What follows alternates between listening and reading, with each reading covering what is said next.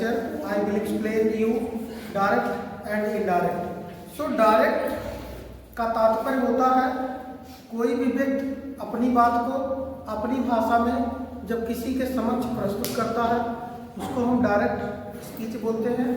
Direct speech का तात्पर्य होता है प्रत्यक्ष वाक्यांश या प्रत्यक्ष वक्तव्य या प्रत्यक्ष वाच्य या प्रत्यक्ष वाक्य। कोई भी बात किसी के द्वारा सुनी हुई अपनी भाषा में एक्सप्रेस करना यानी किसी तीसरे के व्यक्ति के सामने अपनी बात को प्रस्तुत करना, उसको हम कह सकते हैं direct speech. Suppose I am going to teach you all and you will tell in the next time to your friends on that moment whenever you are telling to another person, that is known indirect speech. So direct और indirect speech के lecture में आज आपको बताना है कि इसके क्या यूजेज होते हैं और इसका तात्पर्य क्या होता है। तो डायरेक्ट और इनडायरेक्ट का तात्पर्य होता है किसी भी बात को दो माध्यम में व्यक्त करना, यानी आप कह सकते हैं ट्रांसफॉर्म करना, ट्रांसफॉर्मेशन एक तरह से ये है। तो यहाँ पर हम लिखते हैं डायरेक्ट।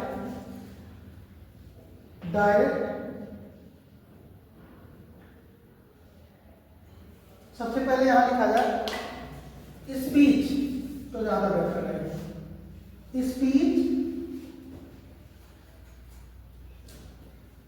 स्पीच दो तरह की, सबसे पहले direct and second is indirect. तो डायरेक्ट जो होता है, ये डायरेक्ट जो होता है इसको हम बोल सकते हैं प्रत्यक्ष बोल सकते हैं, और एक होता है इनडायरेक्ट अप्रत्यक्ष।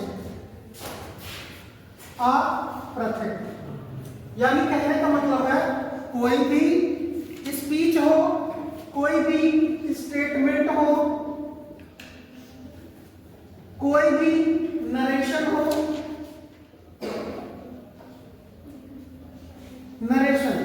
यानी कहने का मतलब स्पीच कह सकते हैं, स्टेटमेंट कह सकते हैं, नरेशन कह सकते हैं, ये सारी चीजें वक्तव्य कह सकते हैं या वाक्यांश कहते हैं या स्पीच या भाषण कह सकते हैं। यानी ये जितनी भी चीजें होती हैं किसी व्यक्ति के द्वारा अगर कोई भी एक्सप्लेन करता है तो वो उस भाषा का डायरेक्ट रूप होता है, यानी डायरेक्ट स्पीच होता है। और इसी बात को अगर हम दूसरी भाषा में कहते हैं या कोई दूसरी बात कहता है तो उसी बात को दूसरी भाषा में कहता है तो वो इनडायरेक्ट होता है। यानी कहने का तात्पर्य है कि एक होता है डायरेक्ट और दूसरा होता है इनडायरेक्ट। लेकिन किसी भी वाक्य को डायरेक्ट से इनडायरेक्ट में बदलने के बहुत सारे नियम होते हैं, लेकिन पहली प्राथमिकता यह है कि हम उस वाक्य के पार्ट को समझें, उसको कहते क्या है। जैसे ही said to me, उसने मुझसे कहा, Ram goes to Agra, Ram goes to Agra. ध्यान दें इस पार्ट को पूरे यानी ये जो पूरा पार्ट होता है इसको हम बोलते हैं रिपोर्टिंग वर्ब, और इस पूरे पार्ट को बोलते हैं रिपोर्टेड स्पीच। रिपोर्टेड स्पीच बोलते हैं और इसको बोलते हैं reporting verb. Reporting verb part में इस भाग को बोलते हैं स्पीकर यानी वक्ता, यानी इसका दूसरा रूप सब्जेक्ट भी होता है। और दूसरी चीज रिपोर्टिंग वर्ब ये होता है रिपोर्टिंग वर्ब होता है और रिपोर्टिंग ऑब्जेक्ट होता है। ध्यान दें रिपोर्टिंग वर्ब में तीन पार्ट। पहला होता है सब्जेक्ट जो स्पीकर होता है, जो पूरे वाक्य का संचालन करता है। Means there is a speaker by whom a sentence be prepared। Next second होता है आपका ये रिपोर्टेड स्पीच होता है, यानी डायरेक्ट और इनडायरेक्ट रिलेशन में सबसे ज्यादा इंपॉर्टेंट होता है कि आप उन चीजों को जानें कि इस पार्ट को क्या कहते हैं और इस पार्ट को क्या कहते हैं। यानी सबसे ज्यादा जरूरी होता है इन रिपोर्टेड स्पीच होता है। ध्यान दें, इस तरीके के कोऑर्डिनेशन को बोलते हैं report inverted comma, inverted comma. यानी आपको यह समझ में आना चाहिए कि रिपोर्टिंग जो रिपोर्टेड ये रिपोर्टिंग वर्क होता है, अरे डायरेक्ट और इनडायरेक्ट के जो पार्ट्स होते हैं पूरे पूरे आपके हर पार्ट को मैंने बता दिया है। रिपोर्टेड स्पीच का सब्जेक्ट ये होगा और रिपोर्टेड स्पीच का वर्ब ये होगा, लेकिन रिपोर्टिंग वर्ब का सब्जेक्ट ये होगा और ये वर्ब होगा और ये ऑब्जेक्ट होगा। ध्यान दें, रूल फर्स्ट रूल क्या कहता है, रूल फर्स्ट यानी पहला नियम क्या कहता है कि if reporting work is in the present or future tense, there will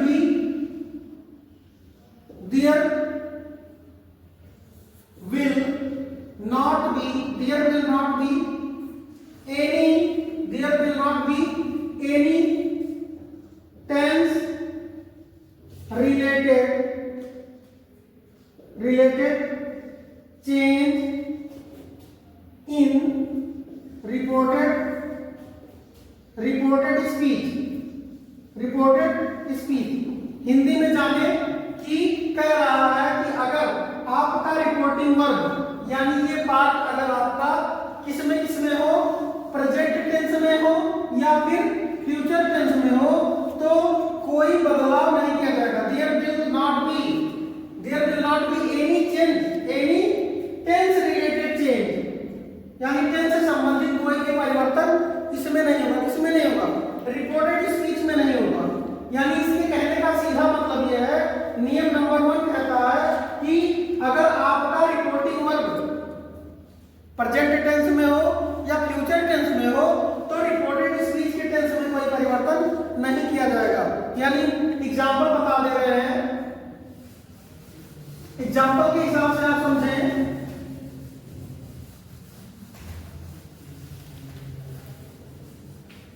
rule number 1 हो गया, ध्यान दें। और भी से नियम है, यानी आप कह सकते हैं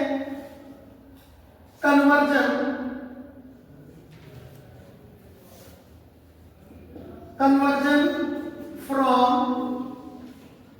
डायरेक्ट इनटू इनडायरेक्ट। यानी इसमें फर्स्ट रूल हो जाएगा, इसमें क्या क्या होना चाहिए ध्यान दें। नंबर वन होगा रिपोर्टिंग वर्ब यदि आपका से टू है तो टेल हो जाएगा। अगर आपका रिपोर्टिंग वर्ब से टू है तो क्या हो जाएगा, टेल्स हो जाएगा। नंबर नेक्स्ट जो कंजक्शन है,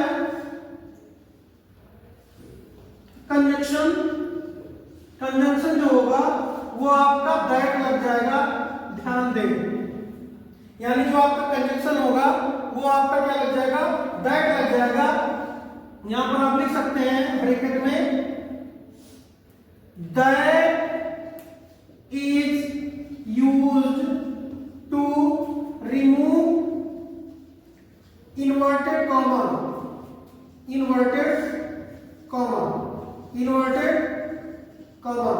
यानी ध्यान दें कि दैट जो होता है ये इन्वर्टेड कॉमा को रिमूव करने के लिए किया जाता है। चलिए सेंटेंस नंबर 1 हो जाएगा। Sentence number 1,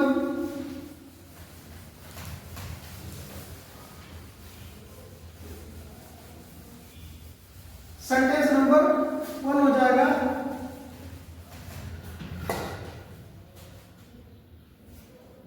he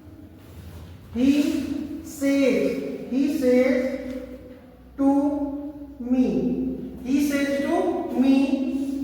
Ram goes to Mumbai। Mumbai, he says to me, Ram goes to Mumbai.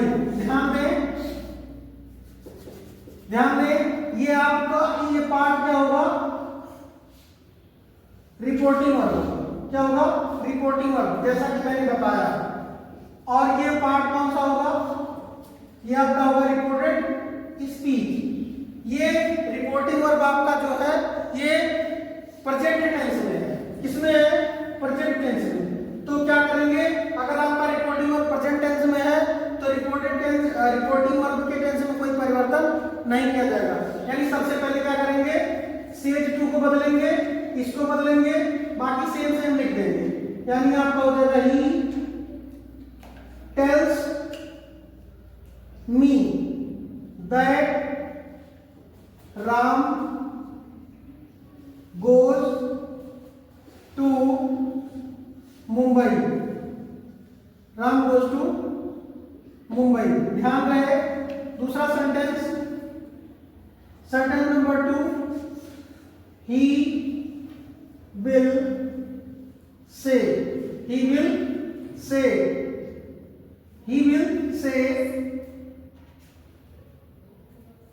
they beat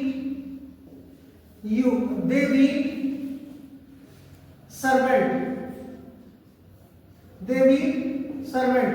यानी आपका सेंटेंस है तो अब बिल से हो गया, फ्यूचर हो गया, रिपोर्टिंग वर्ब आपका फ्यूचर हो गया है। तो रिपोर्टिंग वर्ब अगर आपका फ्यूचर होता है तो क्या होगा, सबसे पहले कि आप इसमें कोई परिवर्तन नहीं कर पाएंगे, इस रिपोर्टेड स्पीच में कोई परिवर्तन नहीं होगा, और ये इन्वर्टेड कॉमा रिमूव हो जाएगा और से की जगह पर से ही रह जाएगा।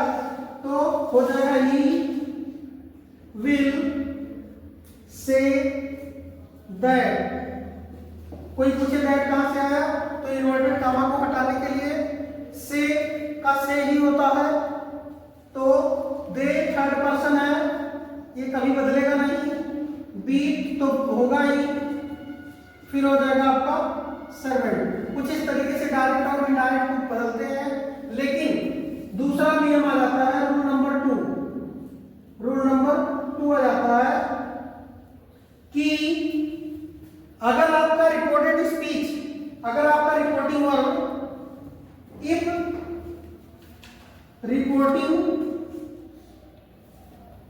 Reporting verb is in the past tense, ध्यान दें, अगर आपका रिपोर्टिंग वर्ब पास्ट टेंस में हो तो there will be changed as follows. यानी आप ये देखें कि अगर आपका रिपोर्टिंग वर्ब किस टेंस में हो, पास्ट टेंस में है, तो बहुत से परिवर्तन होंगे। There will be changes as follows in direct speech, in reported speech. ध्यान दें, इसका तात्पर्य हो गया कि अगर आपका रिपोर्टिंग वर्ब पास्ट टेंस में होता है तो रिपोर्टेड स्पीच में बहुत सारे परिवर्तन होंगे जो नीचे लिखा जाता है। यानी आप कह सकते हैं कि सबसे पहला अगर आपका सेंटेंस होगा सिंपल प्रेजेंट, अगर आपका सेंटेंस सिंपल प्रेजेंट और प्रेजेंट इंडेफिनिट में है, प्रेजेंट इंडेफिनिट टेंस में है, तो चेंज इनटू किसमें होगा, सिंपल पास्ट और पास्ट इंडेफिनिट में होगा, पास्ट इंडेफिनिट टेंस में होना है, यानी पास्ट इंडेफिनिट टेंस में वो होगा।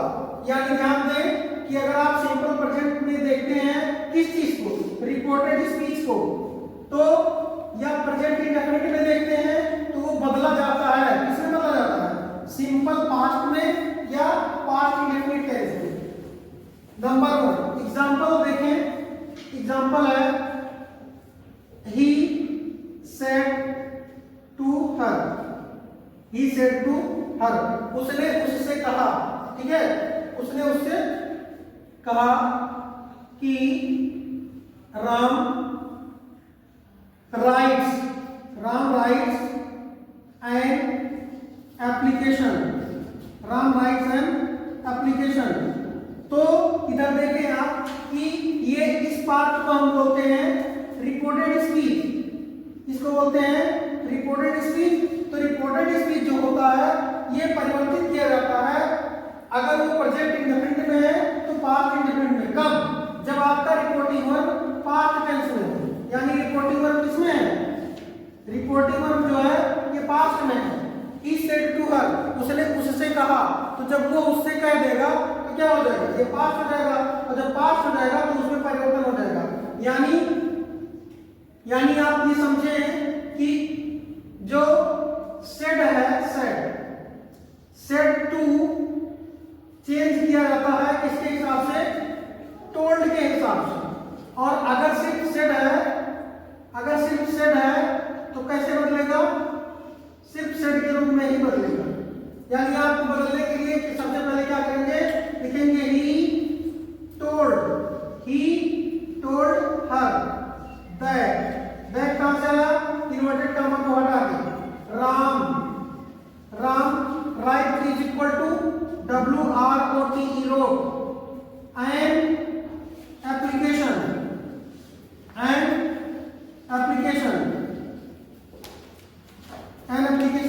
यानी ये simple present into simple past हो गया।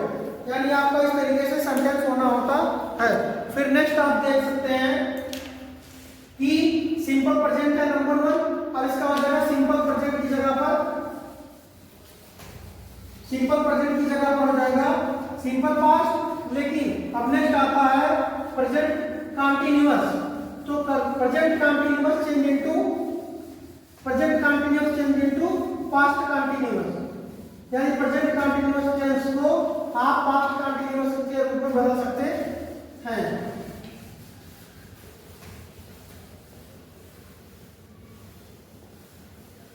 यानी सेंटेंस नंबर 2 आप समझ सकते हैं कि अगर आपका सेंटेंस दिया हुआ है टू प्रेजेंट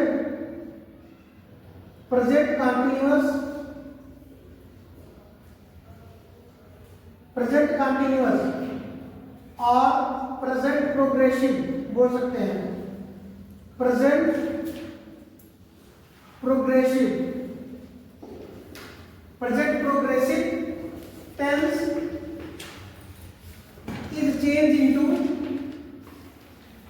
इनटू किसमें बदला जाएगा, पास्ट कंटीन्यूअस में, पास्ट कंटीन्यूअस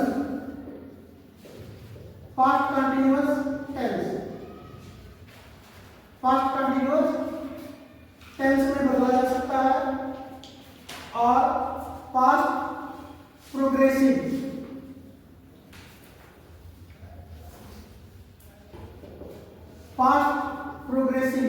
यानी सेंटेंस आप लिख सकते हैं कि जैसे लिखा गया है he said to them, he said to them हो जाएगा they are laughing at poors, तो ध्यान दें ये आपका सेंटेंस जो है किसका है, प्रेजेंट कंटीन्यूअस टेंस में है। प्रेजेंट कंटीन्यूअस टेंस में है, इसको बोलते हैं रिपोर्टेड स्पीच और इसको बोलते हैं रिपोर्टिंग वर्ब। ध्यान रखें रिपोर्टिंग वर्ब अगर आपका पास्ट टेंस में है तो रिपोर्टेड स्पीच में परिवर्तन टेंस के अनुसार होगा। यानी अगर आपका ये टेंस प्रेजेंट इंडेफिनिट में है या सिंपल प्रेजेंट में है तो सिंपल पास्ट में हो जाएगा। लेकिन अगर आपका सेंटेंस प्रेजेंट कंटीन्यूअस टेंस में है तो इसका परिवर्तन पास्ट कंटिन्यूअस में हो जाएगा, जैसा कि मैं लिख दिया हूँ। इस तरीके से परिवर्तन होना होता है। परिवर्तन इसलिए होना होता है क्योंकि जितनी भी क्रियाएं हो चुकी होती हैं वो हमेशा पास्ट में शो करना होता है। सपोज मैं पढ़ा रहा हूँ तो मैं कंटिन्यू कर रहा हूँ कोई चीज प्रेजेंट में, लेकिन ये प्रेजेंट जो होता है, ये बातें प्रेजेंट में है, लेकिन इसी बात को कोई और दोहराएगा तो वो बताएगा चीजें बीत चुकी हैं। तो जो चीजें बीत चुकी होती हैं उसको हम पास्ट में एक्सप्लेन करते हैं।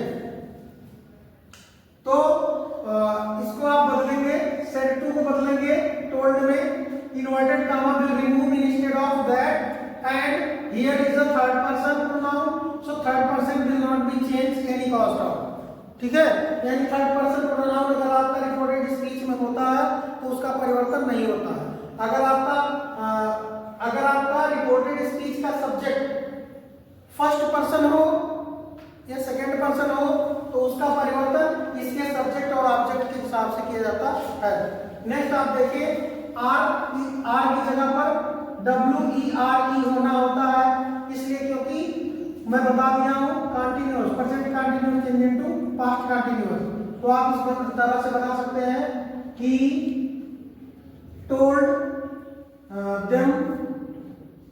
he told them, to them नहीं होगा क्योंकि said to change into told होता है। that they were laughing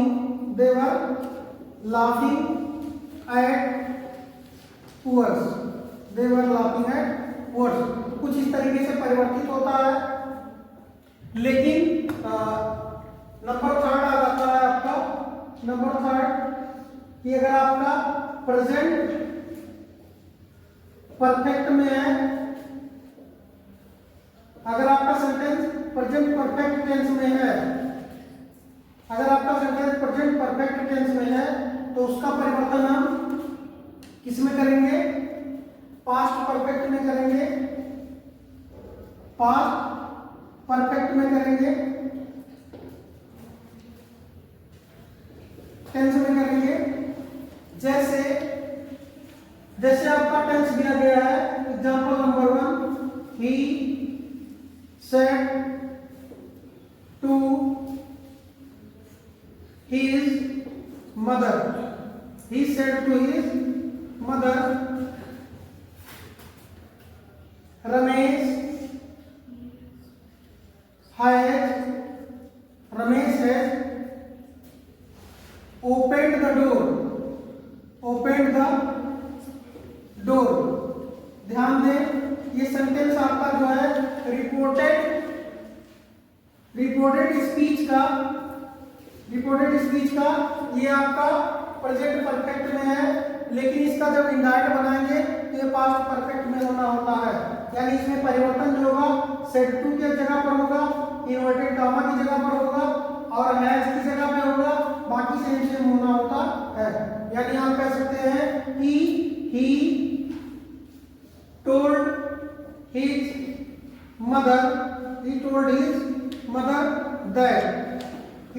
mother that Ramesh